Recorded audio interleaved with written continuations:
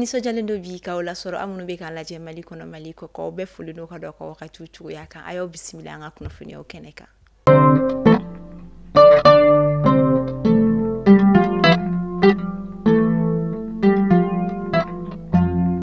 Kunnafoni daminɛla bi ka sanga ni kunungo janvier kalo tile 14 an ka jamana état major général des armées a ye communiqué di min kɔnɔna la a ye a yira ko ka sanga ni janvier kalo tile 13 ye an ka finitigilakaw ka wulikajɔ kɔni sera k'a to Doro marabolo kɔnɔna la u ye dankari kɛ banbagaci wale tigilamaw kɔnɔna min kɛra sababu ye ka u mɔgɔ 3 kɔni bɔnɛ u ni na banbagaci wale tigilamaw ka fanfɛ wa kɔfɛ ka se ka tigɛ kɔni kɛ u bolo minɛ caman kɔnɔ min bɛ tali kɛ kɛlɛkɛminɛw na.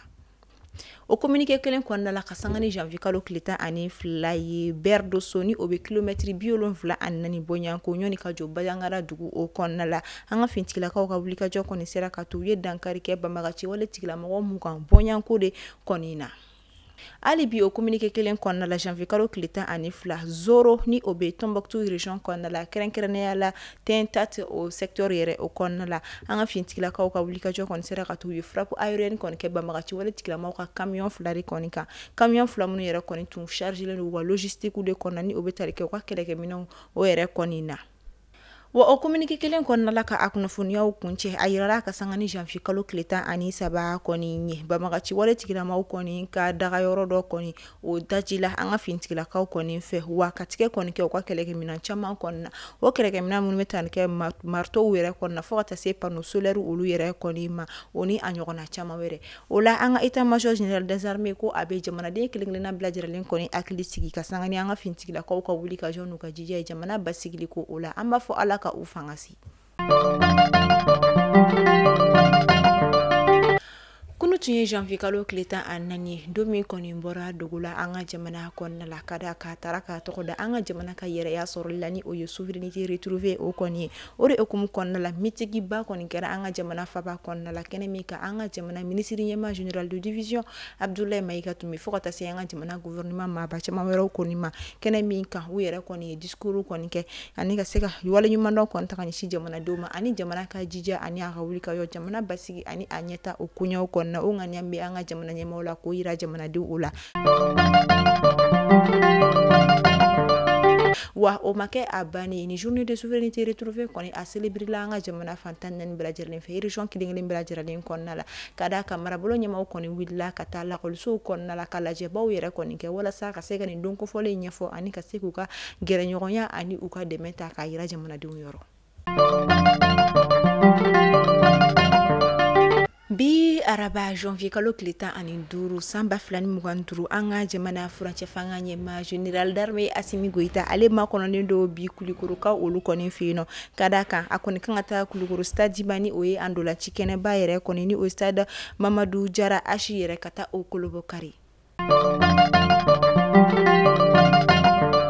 Farikolo ɲɛnajɛ bi na ku kan hali n'a sɔrɔ la senadolaci kɔni man di an ka jamana samata sɛgɛw la kosɛbɛ ni o ye football kɔni nka yirala k'a fɔ basketi kɔni o ka di kosɛbɛ an ka jamana basketi kɛlaw yɛrɛ kɔni na o de hukumu kɔnɔna la ka sanga ni kunungo tarata ye janvier kalo tile 14 an ka jamana ɲɛma général d'armée Assimi Goïta ale kɔni an ka jamana U18 ni o ye sifinnaka minnu kɔni si bɛ san 18 bɔɲanko olu kɔni ladiya ni chèque dɔ kɔni ye ka da k'a yirala k'a fɔ U18 a cɛman fara musoman kan u kɔni wulikajɔbaw yɛrɛ kɔni kɛ 2024 kɔnɔna la min yɛrɛ la u ye victoire caman kɔni sɔrɔ ka jɔnjɔ caman kɔni ta kana an ka jamana o kɔnɔna la o la an ka jamana ɲɛma général d'armée Assimi Goïta a kɔni ye $85 chèque de kɔni kɛ ka di ni équipe 2 kɔni ma cɛ ani muso walasa ka se ka u féliciter u ka baaraba kelen olu la.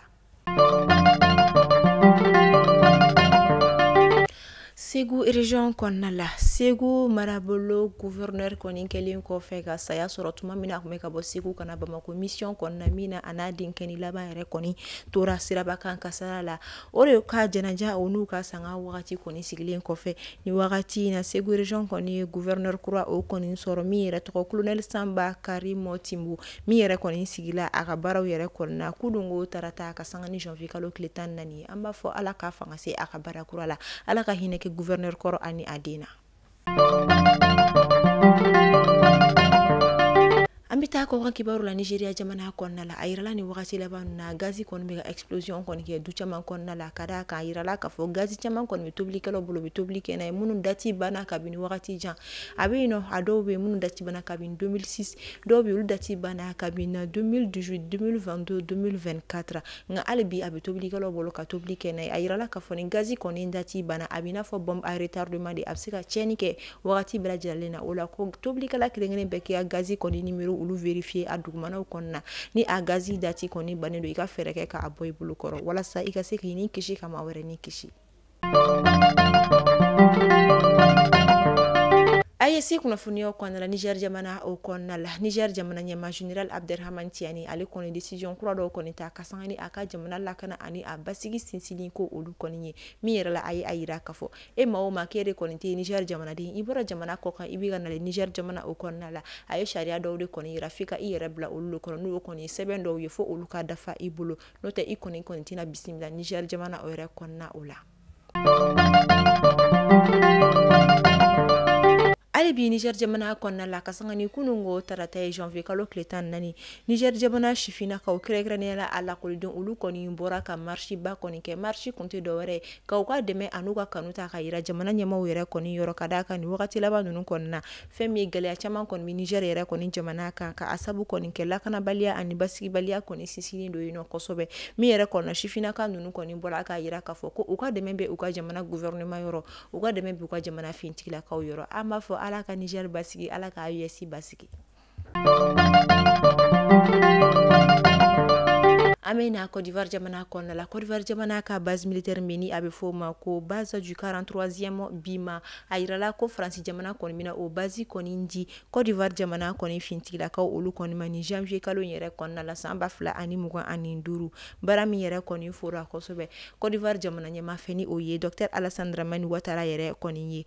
kuna fonio koni yere koni la sera uka kan yere koni femi na ayirala ka foko femi base to yere koni mina daga kuraye ni oye general la ma aken Ouattara yere konna ni oke la Côte d'Ivoire jamana koni ka état major folo oye